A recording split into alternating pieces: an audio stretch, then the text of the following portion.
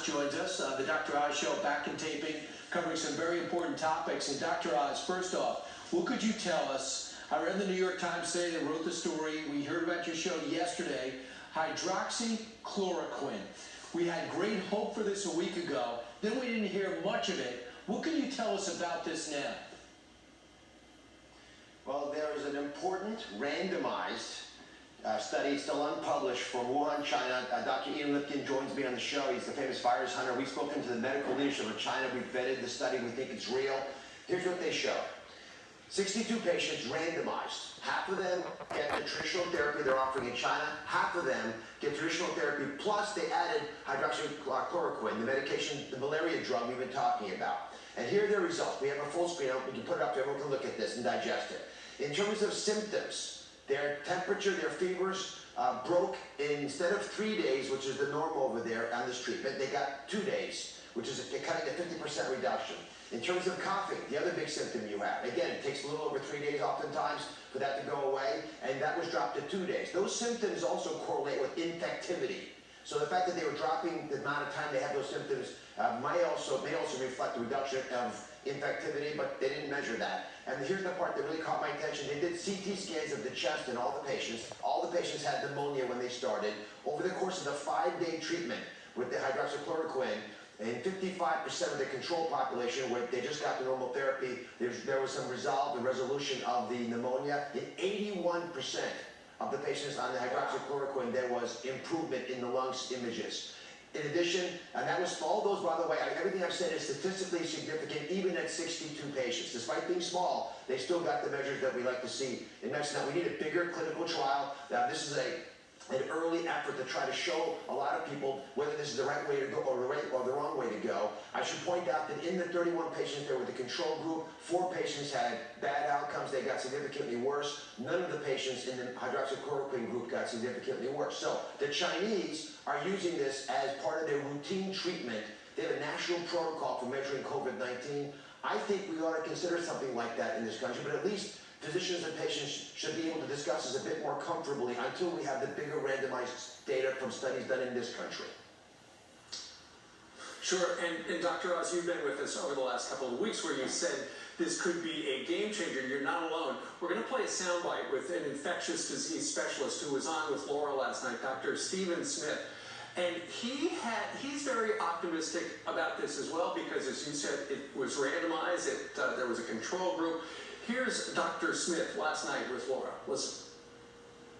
No person has received 5 days or more of the hydroxychloroquine Zithro combination has been intubated. But if the regimen didn't work, why would it just be the people that didn't get nearly complete the regimen?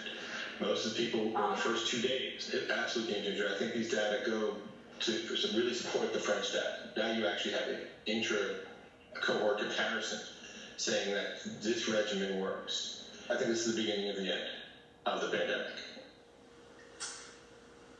That is an extraordinary soundbite right there. Dr. Oz, we have heard from people who have kind of downplayed this cocktail with the chloroquine and the Z-Pak as well. But this is different in this case, isn't it? Well, it's different because it's a randomized trial. This is what everyone has been asking for. Now, it's not as large and comprehensive, and it's still not published, but it's important to recognize that these guys have done a little bit of what we're expecting. A couple of points, they actually added antibiotics to all their patients, so both groups got antibiotics. So this is actually showing basically what that infectious disease specialist was pointing out. Let me also offer one more bit of insight. The reason they did this study, because I've spoken to the French surgeon, interviewed him, the French doctor who did the studies in Marseille. He's the one who alerted me to this Chinese work. We contacted the Chinese. They think the mechanism of action is reduction of inflammation, although it does, we believe, help prevent the virus from getting into your cells. So the drug has a mechanism of action. But here's the big part that really caught my attention. This is how astute doctors work. They noticed in their hospital in Wuhan, they had 80 patients admitted with lupus who were taking this medication, hydroxychloroquine. It's a common medication for that condition.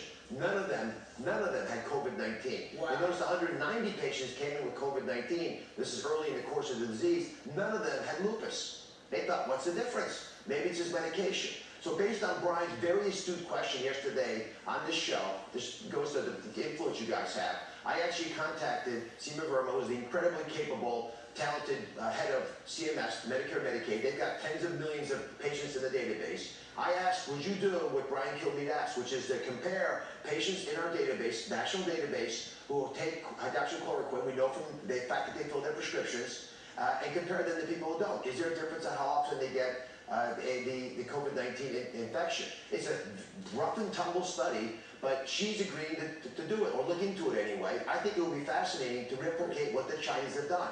Just let's do what they've done. Let's not reinvent the wheel. If they think it's good enough for the Chinese people to routinely get, we should at least consider examining it carefully in this country so we don't lose opportunities. Dr. Oz, I don't get this. Let's reframe this. You ready? So the French say it works. The Chinese say it works. You're getting studies that show it works. You're trying to tell people in New York to test this. You said you were going to. Have you been able to get an answer if they're testing this or not?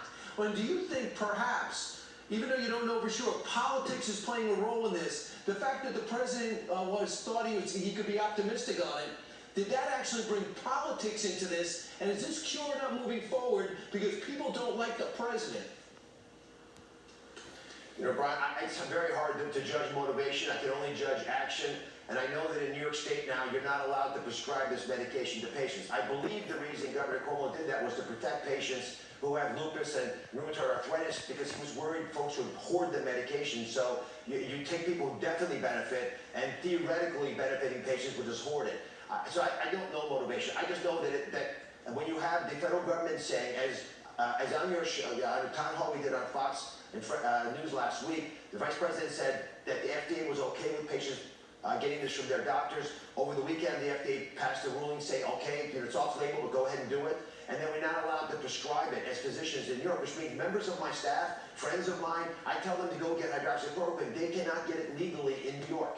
And I think that's a concern. We should have physicians practicing medicine based on the best data. This will contribute to their knowledge base. It doesn't prove anything definitively, but it's valuable. When I have top-notch doctors coming on and saying, I'm using it. This is Ian Lipkin, the famous virus hunter that I mentioned was on the show with me talking about this.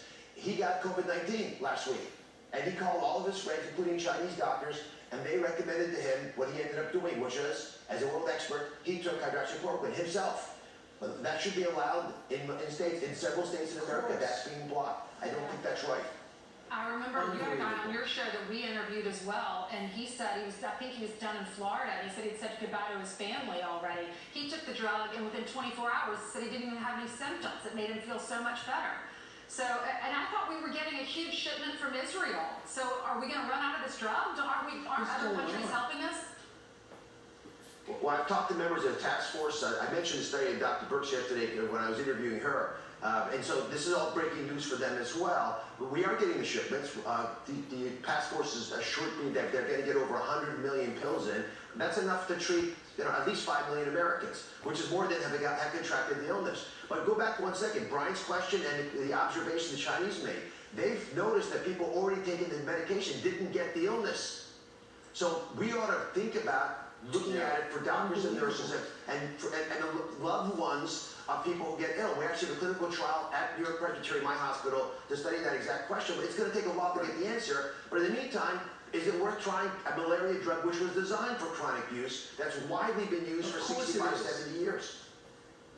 Of course. Right. We don't know that this is the solution, but it certainly is optimistic for a lot of people. All right. I think most Dr. Rush, thank you very much for joining us today. Should feel comfortable talking to their patients about it. And the issue for all the viewers out there is if you had a loved one with COVID-19 early in the course of the illness, because these patients were relatively healthy, you should raise it with your doctor. Absolutely. 100%. All right. Dr. Oz, thank you very much. All right.